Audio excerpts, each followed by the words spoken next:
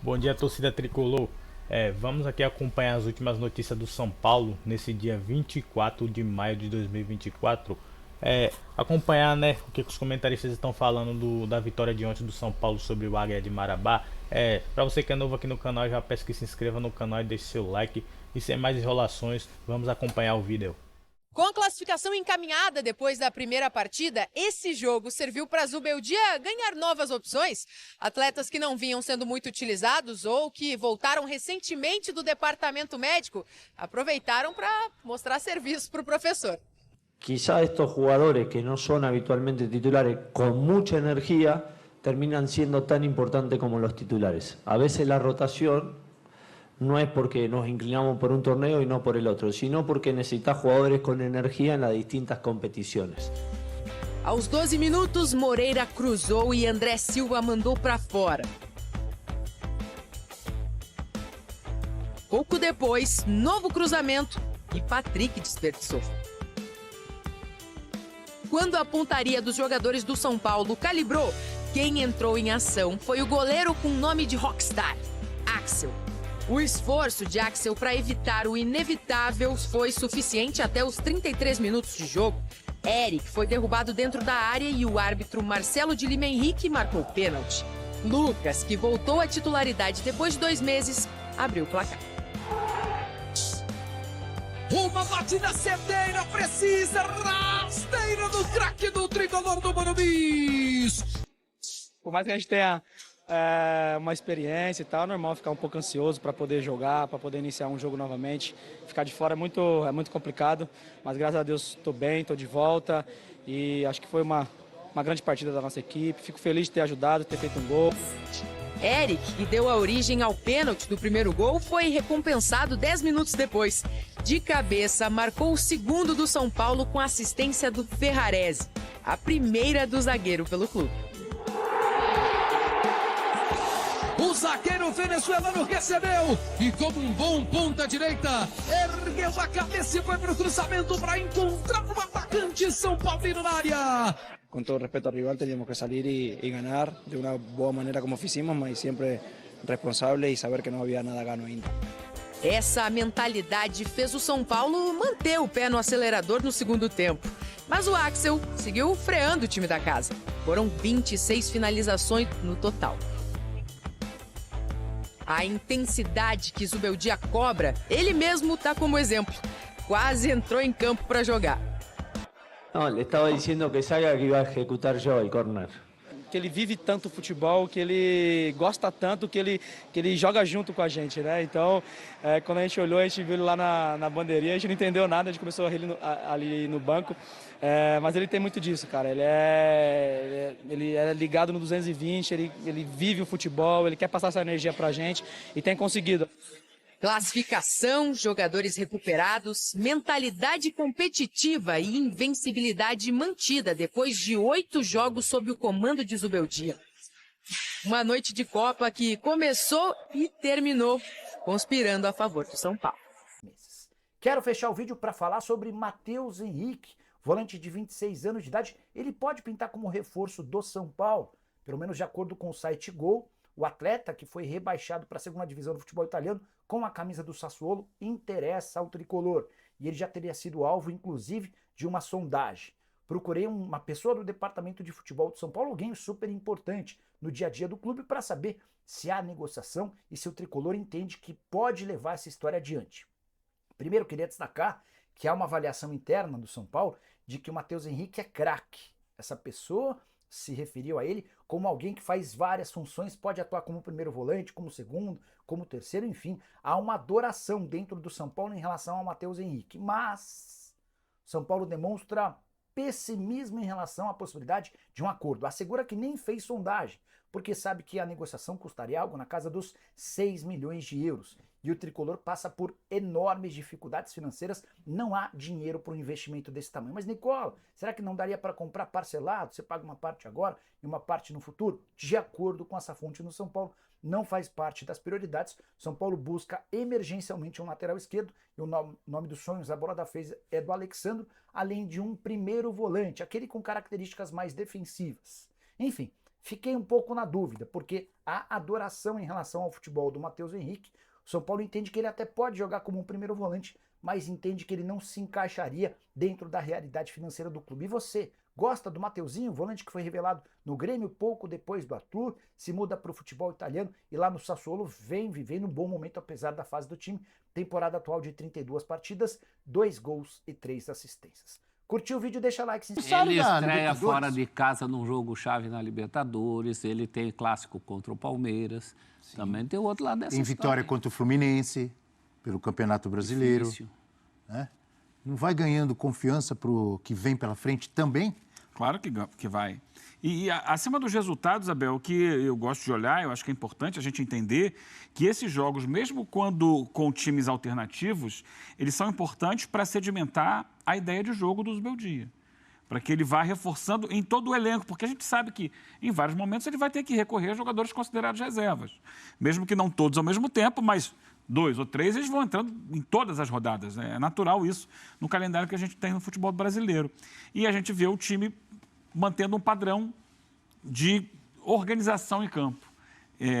Troca A, B ou C e o time mantém esse padrão. E ontem fiquei feliz, você sabe, né? Até postei na rede social. Que maravilha quando o jogo é construído pelo lado do campo. O jogador que vai com o pé direito para cruzar pela direita, o pé esquerdo para cruzar pela esquerda. Simples assim. E as coisas funcionam. O jogo foi 2-0, podia ter sido 10-0.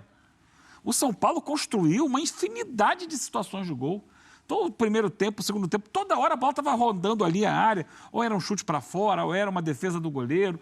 Mas o tempo inteiro o São Paulo, pum, ia do lado da área, pimba. Isso é excelente, mas tem um lado para melhorar. Os caras têm que pôr o pé na forma, né? Sim, tem que finalizar melhor. Tem jogo que você não pode perder a chance, assim. Mas né? vamos entender que ontem também não eram os atacantes titulares do São Paulo, né? Você vê esse do André Silva. Era aí que eu ia chegar. O quanto que o Caleri faz falta, né? Luciano, que são os caras que estão mais acostumados com isso. Luciano também, Mas é importante você botar esses também para que eles possam se desenvolver e encontrar um ritmo. Porque é muito de ritmo, né? De estar acostumado com aquilo. Mas o jogo fluiu. Mas é contra o Águia de Marabá. Mas fluiu. Esse lance foi impressionante, né? Nossa, impressionante. Eu achei que tinha entrado a bola. As defesas. Eu acho que entrou um pouquinho, mas não entrou tudo, né? Entrou uma beiradinha dela, mas não entrou tudo. Entrar inteira. Não entrando inteira não é gol. Mas, assim, é um jogo descontando o nível do adversário, que de todos esses citados por você, Abel, indiscutivelmente o adversário mais fácil, né? Que o São Paulo teve sob o comando do Zubeldia, mas descontando isso, acho que o que importa é você entender um time que tem uma maneira de jogar que está cada vez mais sendo sedimentada, mais definida. É um time que gosta da bola, é um time que quer atacar, é um time que sabe por onde atacar. É claro. Um time que melhora na pressão. Sim, ele consegue recuperar essa bola quase sempre onde lhe interessa, né? Do meio campo para frente. E ali ele vai fazendo as construções dele. Acho que a entrada do Lucas, né, essa volta do Lucas, ganhando ritmo, ganhando competitividade, é muito interessante para dar uma outra alternativa ao time, né? Mais por dentro, com a individualidade dele, de uma arrancada, de um drible, de pisar na área. Sabe o que eu ia te perguntar exatamente sobre o Lucas? Se vocês acham que o Lucas voltando, obviamente vai ser titular, a posição que ele jogou ontem é a posição que vocês veem? É um Lucas com mais liberdade para flutuar? Ele pode jogar ali como ele pode jogar pelo lado do campo. Nessa ideia do São Paulo construir muito pelo lado, ele pode acrescentar muito. Ele já jogou ali, ele começou a carreira jogando pelo lado. Ele pela direita ali tabelando com um lateral, com um meia, levando essa jogada no fundo. É claro que ele chegou numa faixa etária em que o ideal é que você dê a ele mais liberdade e cobre menos que ele para marcar. E normalmente o cara do lado do campo, em grandes jogos, tem que ajudar na recomposição. Embora o São Paulo esteja jogando muitas vezes no campo de ataque o tempo inteiro. Mas em alguns momentos, você pega um jogo grande de Copa do Libertadores, de Copa do Brasil e tal, você vai ter momentos em que há necessidade desse cara do lado ajudar defensivamente. Ele ajuda sempre, né? Tem que ajudar sempre, mas tendo que voltar muito, ficando mais longe do gol, mais longe do ataque. E aí, nesse momento, acho que não é o ideal o Lucas. Aí você pode trazer o Lucas para o centro do campo e colocar outro jogador por ali. Mas, indiscutivelmente, o Lucas, pela capacidade que ele tem técnica, ele é titular do time. E aí pode escolher Se vai usar pelo lado ou vai usar centralizado. E as alternativas crescendo pelos lados também, né? Porque o Ferreira, cada vez melhor, também tem que melhorar em alguns aspectos, mas ainda assim, peça importante do São Paulo, o Eric, ou o Araújo também pelo outro lado. Então, acho que a liberdade que o Lucas ganha, ele vai somar na aproximação com esses jogadores que já estão fazendo o seu papel pelos lados do campo, mas por dentro principalmente. O problema é tirar quem, né? Porque quando você joga por dentro, você começa a mexer, por exemplo, numa função que o Luciano exerce, aí tem que... Não pode cair na tentação do time... Dia, usando o Galopo também mais... Galopo. Não pode cair na tentação de escolher um time ideal no papel e, com isso, prejudicar o rendimento do São Paulo. Acho que isso o Zubeldia não vai fazer. Ele está muito atento para quem rende, em que situações. A gente não pode esquecer, falamos do Águia como o adversário mais fraco. É verdade, é uma liberdade que você não tem em outros grandes jogos, então isso precisa ser pesado. Mas é um time também com muita capacidade de reação. Mesmo o Águia, que é o adversário mais fraco, chegou a sair na frente do São Paulo e é um time muito intenso, é uma toada o jogo inteiro. Seja um jogo como o de ontem, que já estava decidido, ou sejam outros jogos que o time fez com o Zubeldia, ele não deixa o time descansar.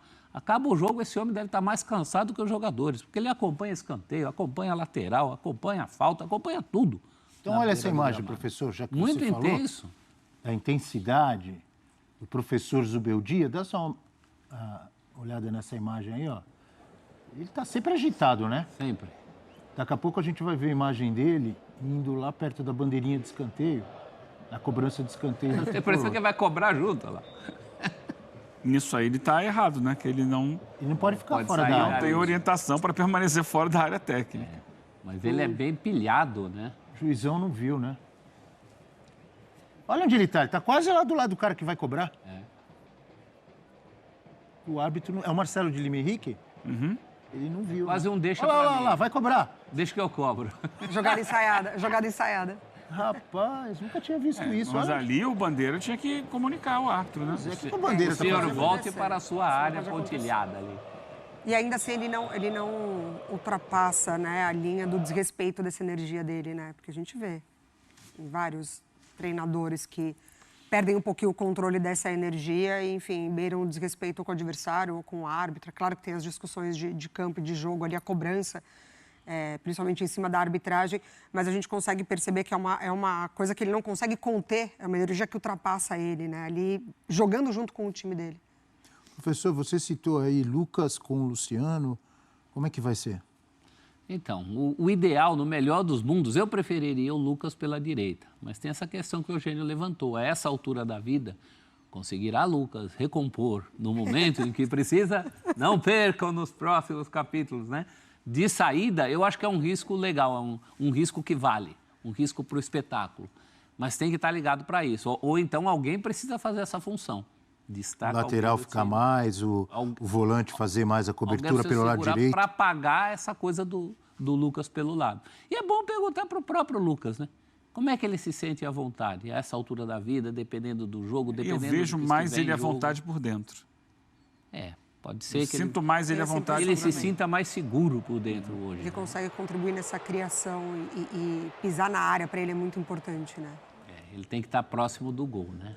E eu não sei se vocês concordam, mas quando ele joga mais por dentro, ele tem liberdade para cair de vez em quando pela ponta. Ele circula, não é? né? Circula para circular. E eu acho que é bom para o São Paulo ter um jogador com a velocidade, com a característica, a qualidade técnica, com a experiência do Lucas, um jogador que vai jogar mais pelo meio, mas pode circular, pode cair pela direita. Tem um problema nisso, Abel. Qual é o problema? Você só pode... Vou te contar uma novidade. Só pode escalar 11. Escalar 11. É por isso que e os lados, que são só 2? Só pode escalar 11. E a questão que a gente... problema sério isso. Como é que você vai... Porque hoje é uma injustiça tirar o Luciano do time. O Luciano é fundamental hoje. E o Nestor também voltou bem. E mesmo o Galopo são ótimos problemas para o Zubeldia. Veja que ele está tendo um problema de excesso de bons jogadores para montar o time. Ele não é assim, caramba, quem é que eu vou colocar?